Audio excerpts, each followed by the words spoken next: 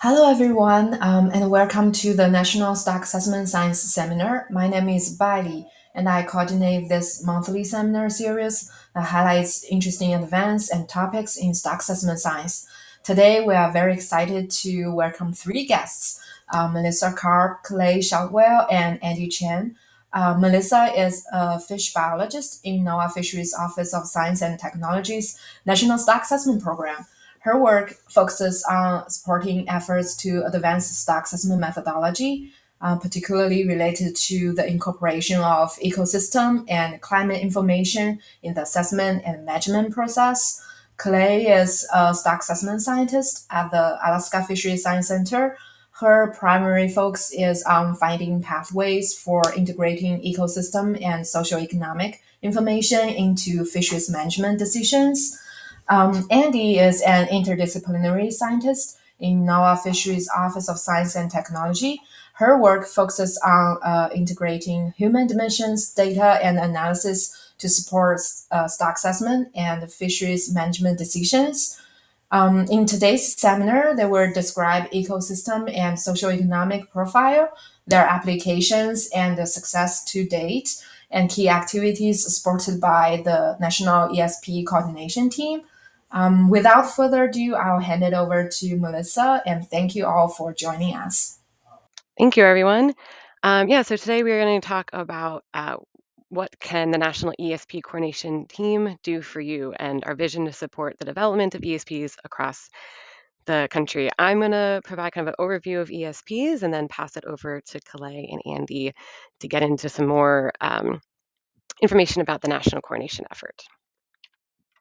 So we all are kind of aware that we have a changing system. We see this in our populations processes. We're seeing distribution shifts, variable growth or recruitment in the physical processes in the ocean with changing circulation patterns, marine heat waves, shifts in the amount of marine ice, as well in our socioeconomics with changing market dynamics, behavior changes, and new ocean uses. And these changes are all having impacts on our assessment processes. They're influencing the precision and accuracy of our assessment models, and also the biological reference points and harvest control rules um, can be also adversely affected by these changing dynamics. And over the past several decades, a series of national initiatives have been implemented that either call for increased incorporation of ecosystem, environmental, or socioeconomic information into management, or that are working to provide such information for use in management. However, while many stock assessment reports include background or qualitative considerations of ecosystem and socioeconomic information, the uptake within the operational stock assessment model and into operational management remains relatively low, and it's not always clear how and when to include this information within the stock assessment process or how to use that to inform management decisions. And what we really need is a framework to consistently include this information on the changing systems within our stock assessment process. So this is where ESPs come in. ESPs aim to address this critical need for more pathways to bring essential ecosystem and socioeconomic information into fisheries science and management. They fill that information gap between our large-scale ecosystem or economic assessments and our stock-specific assessments. ESPs also leverage existing information and knowledge pathways so they can incorporate a broad range of information. They facilitate interpretation and use of this information into the fisheries management process using a standardized framework that helps improve transparency, reproducibility, and efficiency. They identify on ramps to fill knowledge gaps and work towards operational ecosystem based fisheries management.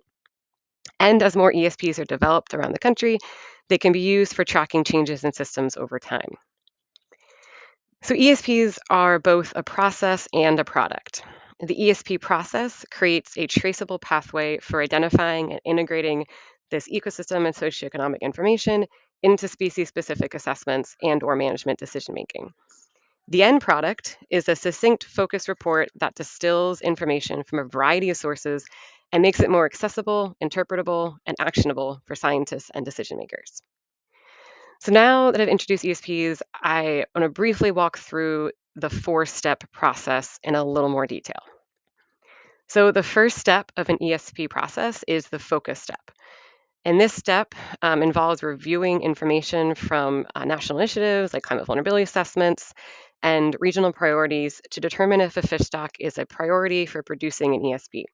And it can be done by evaluating the data that's available for a stock, is vulnerable life history attributes with respect to other stocks in the area, as well as looking at science research priorities and recommendations coming from previous stock assessments and Fisheries Management Council recommendations. And this helps to score kind of the stock to determine if it's high priority to conducting this more holistic ESP process. The second step is synthesize. In this step, you synthesize the available information on the ESP stock through looking at literature and also creating ecological synthesis that summarizes the processes driving the stock dynamics and helping to identify the mechanistic linkages for the stock. This step usually involves creating conceptual life history diagrams, as shown on the bottom of the slide here, to help identify and understand the key ecosystem drivers of stock dynamics. The third step is analyze. In this step, you define a suite of indicators based on the synthesis completed in the previous step, and then monitor and analyze the trends in those indicators using tests that are appropriate for the data availability for that stock.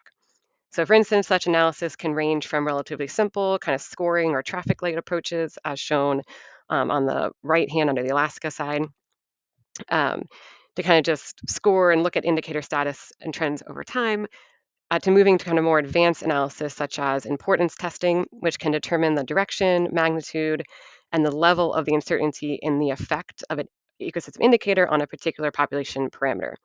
And then in some data-rich cases, if the stock indicator relationship identified is fairly static over time and continues to have this high explanatory power, then these covariates can be potentially integrated into the stock assessment model for further testing. And then the last step is to communicate. So in this final step of the process, a standardized report is generated that is concise and communicates the status of the leading indicators to the stock assessment teams and the fisheries management managers kind of within that stock assessment cycle. So the information in ESPs can feed into several decision pathways of our fishery science and management system. As you can see kind of in this schematic infographic that was developed by the National ESP Coordination Team. So ESPs can be used to address a couple of our national standards to provide best scientific information available. They can do so by improving our fishery stock assessments and informing decisions that determine the health and abundance of fish stocks and kind of feeding directly into that stock assessment process. They can also feed directly into the fisheries managers, um, providing scientific information to improve their estimates of risk and uncertainty, helping them set harvest policies, and also highlight research gaps and data needs. And then that all kind of feeds into our fisheries regulations and management decisions. To kind of get a little more nuanced into these different decision support pathways, you kind of have those qualitative pathways, so pathways that are outside of the stock assessment model. So this is those pathways that are more directly going to your SSCs, your councils, to inform, their risk around acceptable biological catch, informing rebuilding plans, setting your total allowable catch or your harvest control rules, as well as maybe helping to design survey planning or research priorities. And then those more quantitative approaches, which are in the model, and this is helping to inform the assumptions that a stock assessment author might make regarding life history or biological realism, the choices that they might make in terms of data conditioning or time blocks or parameter values that they might be using in the model, and then directly as potentially covariates, where you're actually directly linking an indicator, environmental indicator, or your socioeconomic indicator directly into the model. So I'm going to go through a couple of examples of ESPs and actions that kind of both look at how qualitative and quantitative applications. So the first is a quantitative example looking at the black sea bass. So an ESP for black sea bass was conducted during the 2023 research track stock assessment, and they found that winter bottom temperature was positively correlated with the log recruitment deviations, and they recommended that winter bottom temperature be explored as an environmental covariate to inform recruitment in the assessment model. And then this was successfully incorporated into that research track assessment. For example, for a qualitative decision, I'm looking here at Alaska sablefish. So sablefish was the first ESP conducted back in 2017 and has been updated annually ever since. And there has been a series of large and uncertain year classes in the most recent years. And the ESP indicators, adult fish condition, mean age, prey availability, spatial overlap with competitors have been poor during several years. And these trends were referenced in the annual risk tables for this stock and were used to recommend that there be a 45, 50, and 44% reduction in the max ABCs between 2018 and 2020. And then our last example here is for Gulf Alaska pollock, where this is a new project led by Juliette Chaponier, Cole Monahan, and Jane Sullivan, and several other researchers at the Alaska Fisheries Science Center that are working to integrate dynamic structural equation modeling, or DSEM approach, into a state space stock assessment model for the Gulf Alaska pollock. And the initial conceptual map that's shown on the slide here uses the indicator suite from the GOA pollock ESP as a starting point. And then with the help of subject matter experts, they developed 3 causal models that were tested with varying levels of complexity to explain variation in recruitment. And that was kind of incorporated into the stock assessment research model. Additionally, additional applications of this research model could be, again, to improve the recruitment estimates for the short-term forecast, but also to help contextualize the ESP indicators in a risk table framework. Just a quick shout out that Jane Sullivan will be giving a seminar in August on this topic of causal models as a kind of a new scientific framework for next generation ecosystem linked assessment. So stay tuned for more on that moving forward. And on that, I will pass it over to Kalei to go into some more history of ESPs and the efforts of the National Coordination Team. All right, thanks, Melissa, for the really nice overview. As she said, I'll switch gears a bit and go through the ESP history and how that led to our national coordination. And then I'll dive into our activities and discuss ways they could help others for ESP development. So over the past maybe 10 years, 3 centers have developed ESPs specific to their regional needs. And there are links to some of these reports on the slides in the underlined blue text if you're interested to look further. And then other regions have developed ESP-like reports, and they're evaluating how the ESP workflow that Melissa reviewed and described can help address their regional priorities. So this increase in momentum across all of these centers to develop ESPs inspired the creation of a national ESP initiative in 2022. And we ran a preliminary workshop to get folks together. And then this past year, we started our coordination team to help support ESP development across the nation. So the ESP coordination team consists of 1 to 2 reps from the 6 SNP science centers, 2 regional office reps, and about 4 plus headquarters staff from the Office of Science and Technology. The purpose of the team is to open multiple lines of communication to share ESP progress across the nation and to try to create efficiencies as these ESPs are developed and integrated into fisheries management. The team has 5 core activities that we've discussed as we've been meeting, and they're revolving around communicating, guiding, sharing, coordinating, and tracking our ESPs nationally, and I'll get into those next. The general functions of the team are to conduct monthly meetings for updating on ESP progress.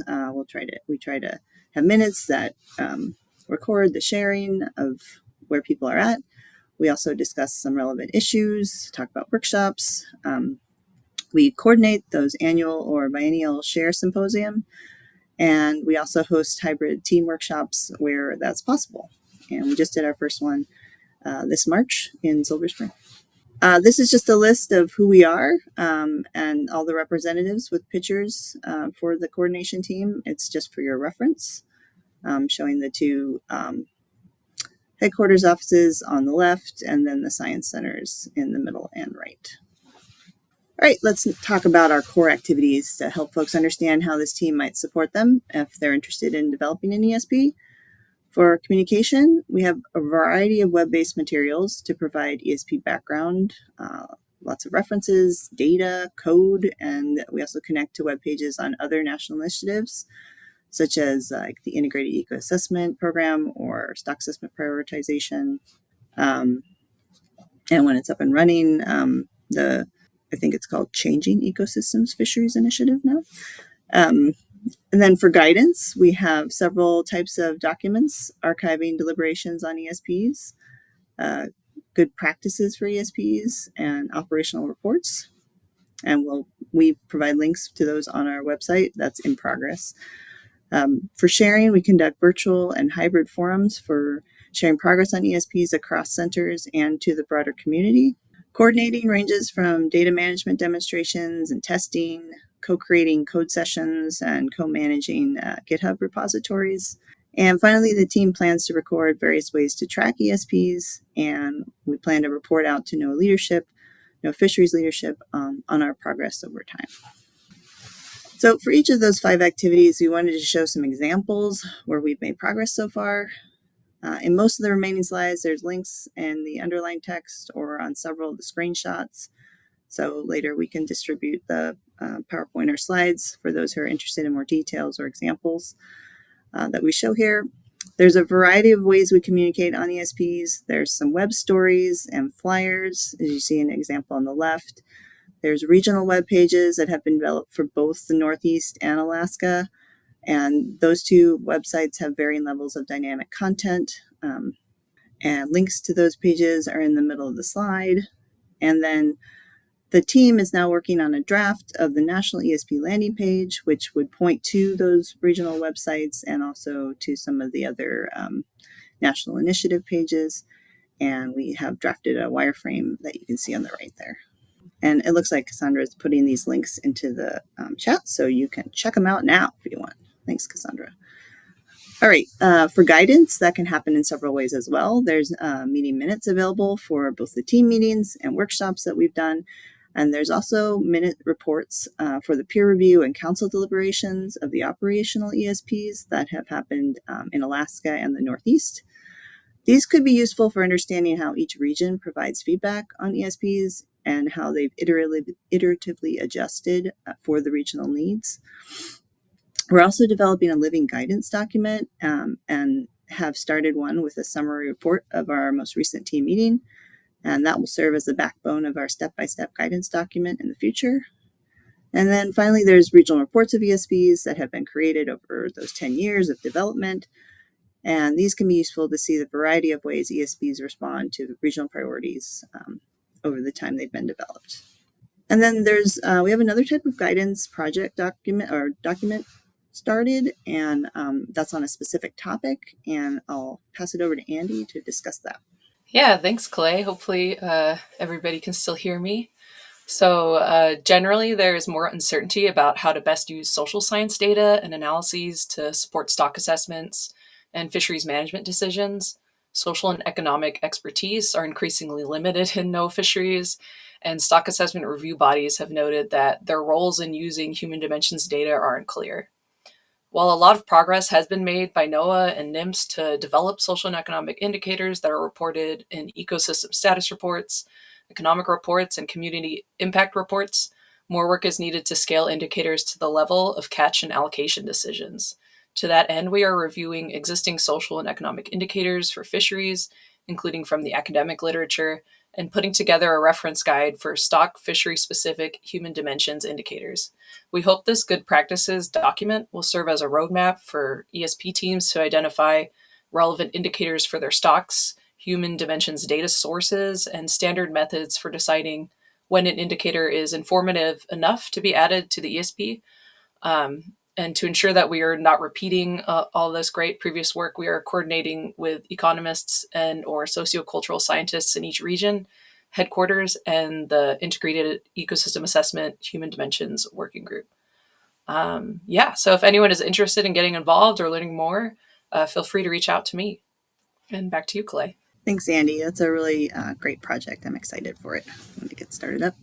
Okay, so our next activity sharings generally occurred through a variety of virtual and hybrid workshops. We've also used a lot of live polling in the workshops, and that's been very helpful to gather feedback or consensus on lots of different topics and kind of just to check in with folks because virtual environment can be tough. See how they're doing. And so far, the team's conducted 2 virtual share workshops. We did one in 2023 and then again last year in 24, where we generally, when we do the virtual workshops, we have a share out session where each of the representatives from the science centers talk about how things are going for ESP development in their region. And we've also discussed some challenges and ideas on how to move forward. And then we also have some digging deeper topics where we've had invited speakers to talk about issues or things that a lot of folks have struggled with when developing ESPs.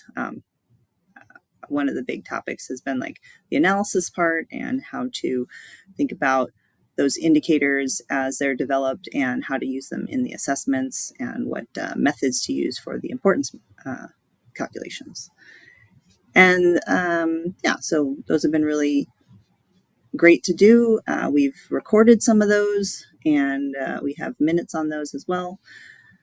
We've also conducted a hybrid co-creating workshop, and that was hosted by the Pacific Islands Fisheries Science Center in Honolulu, and that was in conjunction with the NIMS National Ecosystem Modeling Workshop, or NEMAO. That was in 2023. We discussed starting up the Pacific Islands ESPs and the challenges for doing that. We ran 2 code and then talked about ways forward. We ran 2 coding demonstrations at the modeling workshop. That was for anyone who was interested in conducting the ESPs.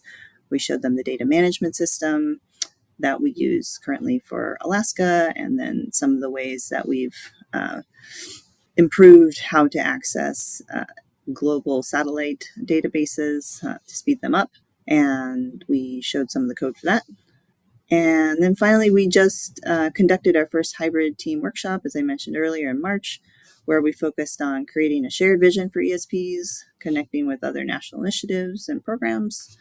And we spent a day outlining each step of the ESP process that Melissa just went through briefly, but we tailored it for each region and tried to pin down how you would do each process in each region.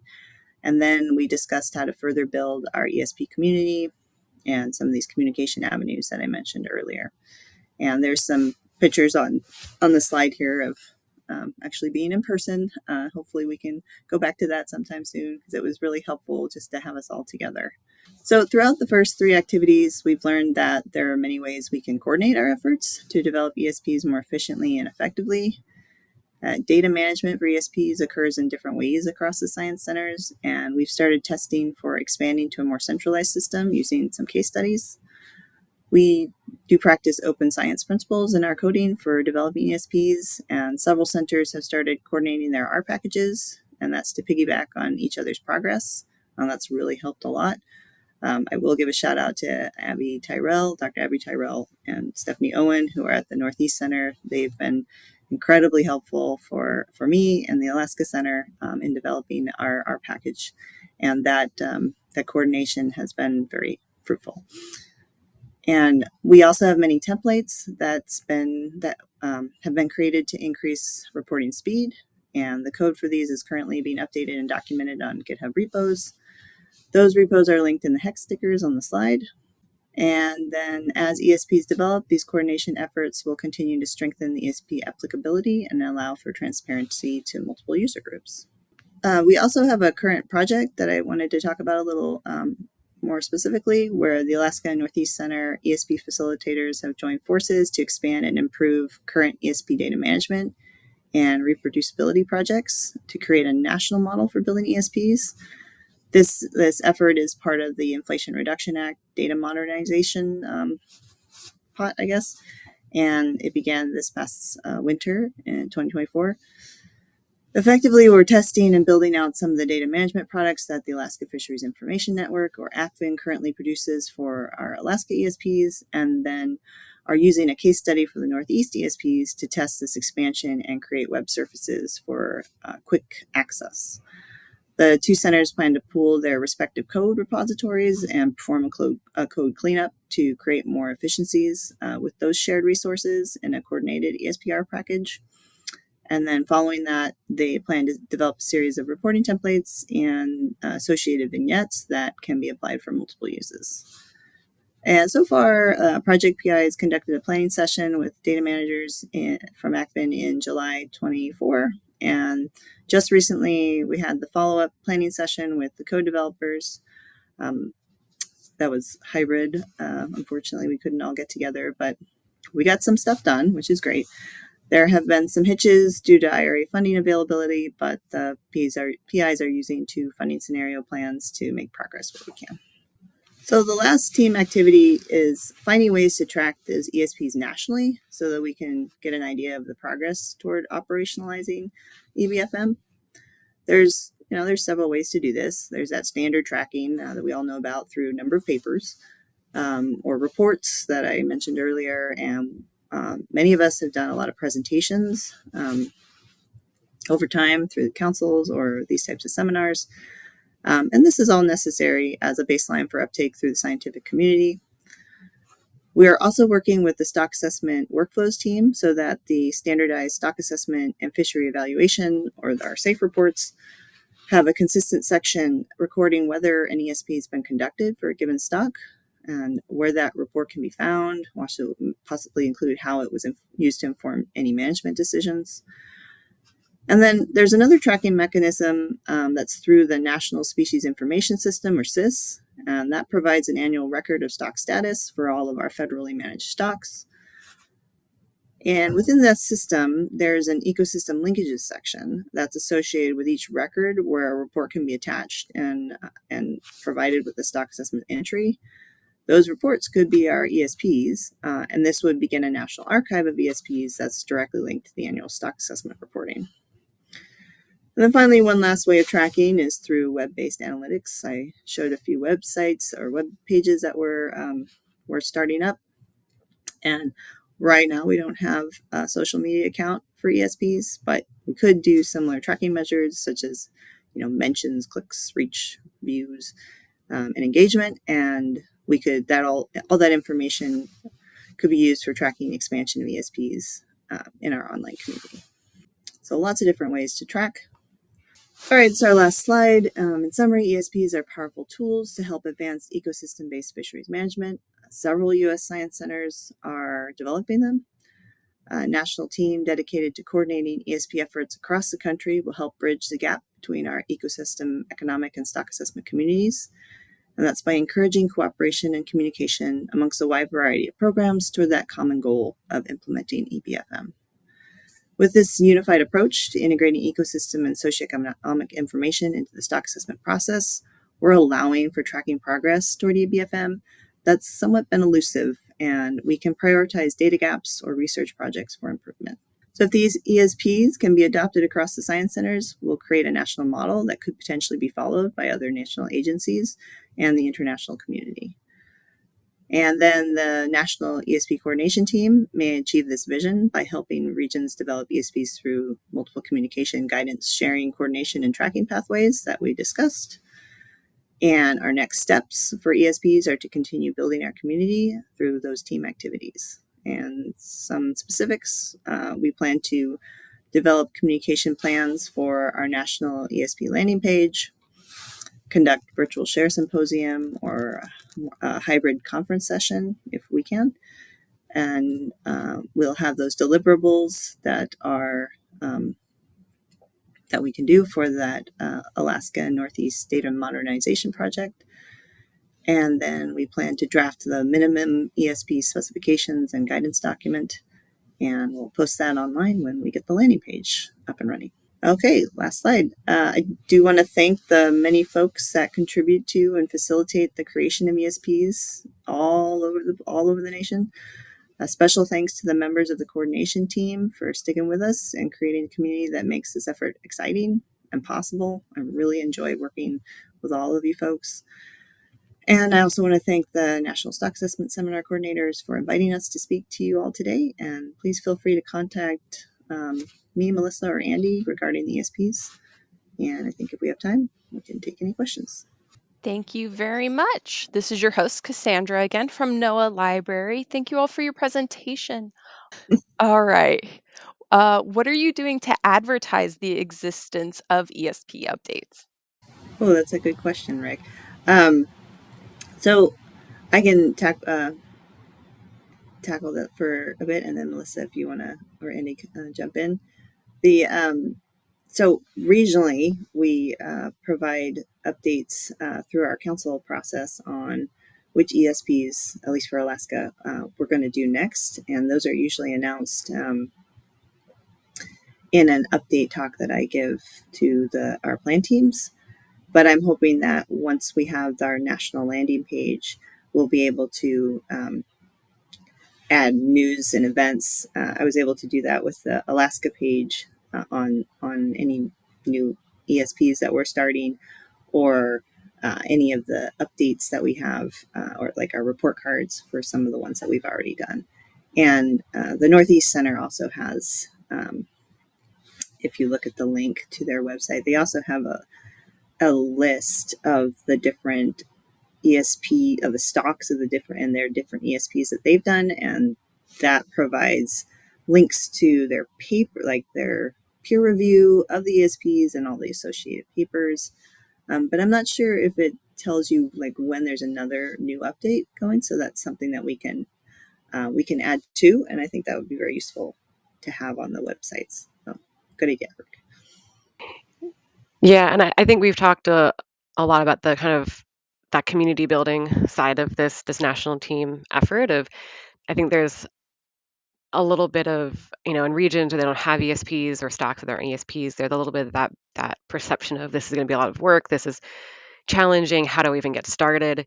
So we're trying to build up a community so that regions or stocks where people want to start doing this, that they have resources available to them and they don't feel like they're starting at complete scratch, that there's a place to go to learn about what's been done, what's worked, see examples, shared code.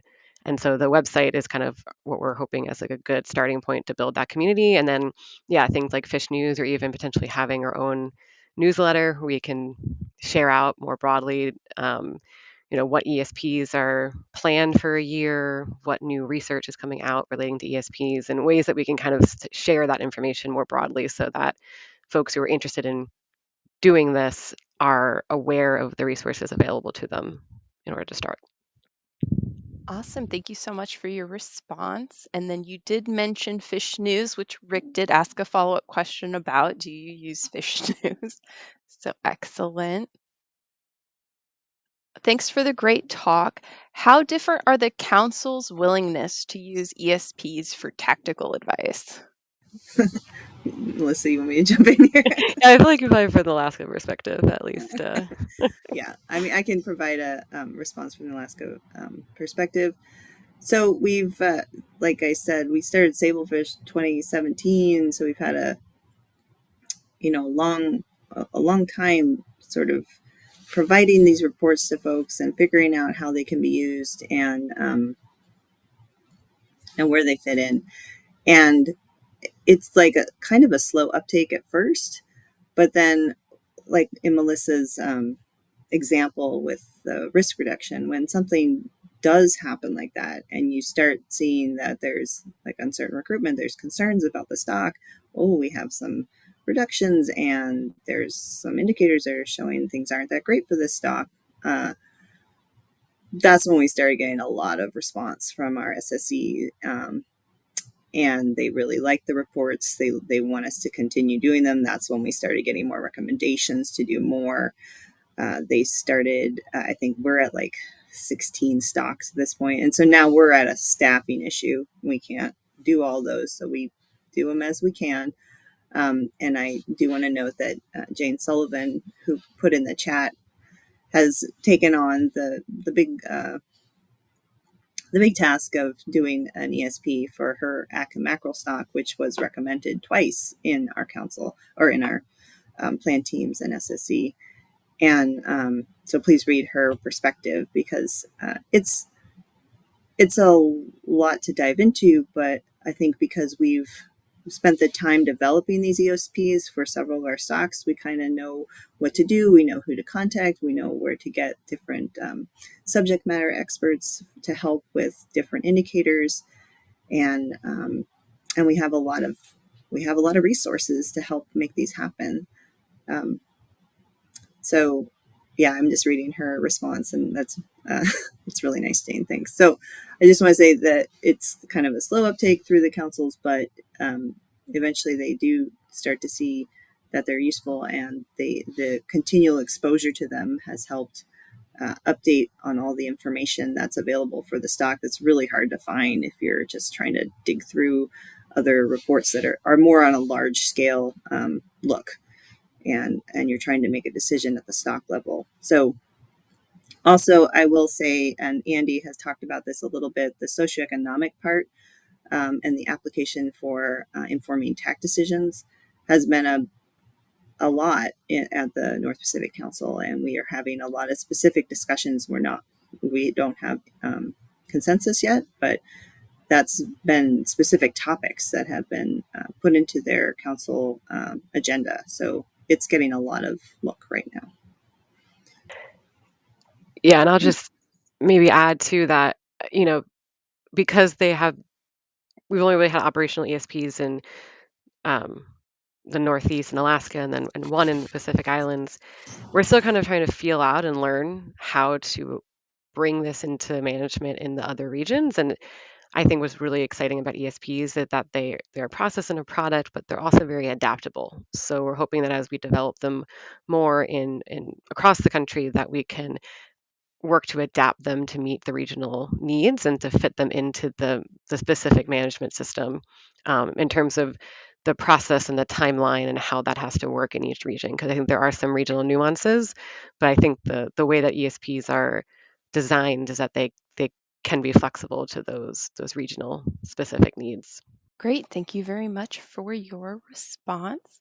And then Derek did ask a follow-up on which I think you kind of already elaborated on a bit, speculating about the source of any differences between the council's willingness to use ESPs. Yeah, I think again, because not all the regions have them, so it's a little hard to know for sure. But I think a lot of it has to do with just also like the timeline of each council cycle and how easy it is to actually bring in this extra information within their time frame. So like some regions are doing annual or biannual assessments, and others might have 5 years between assessments, or might have really formal research track processes, like in Northeast. Um, and others maybe follow a different kind of benchmark operational assessment approach. So I think those differences might lead to differences in how the councils and the managers um, approach kind of pulling in this extra information. Great, thank you. Our Oh, and next, oh, can I sorry. just add to that? I was just going to say, and Andie, definitely jump in on the next one.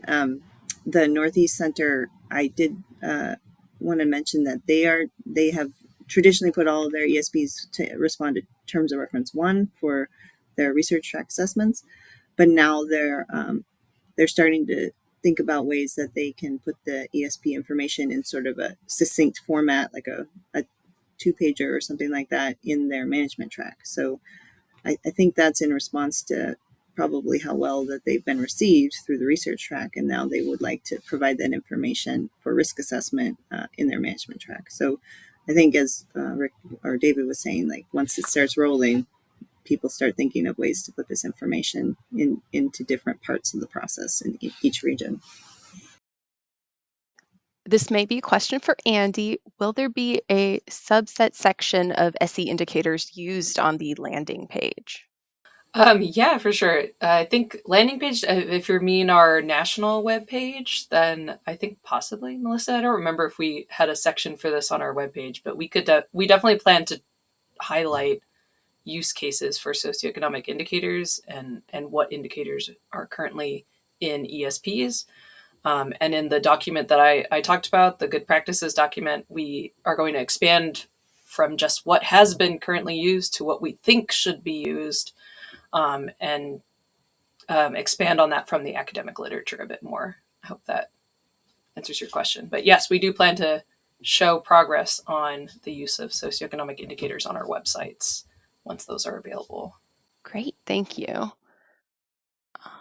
And then Rick said it seems important to get ESP info into the stock assessment teams early in the scoping of the assessment update. Not really a question, but is that sort of the idea? I will say that when we started the ESPs, and I think in the Northeast as well, and we add the assessment scientist, like the lead author of the assessment on the team.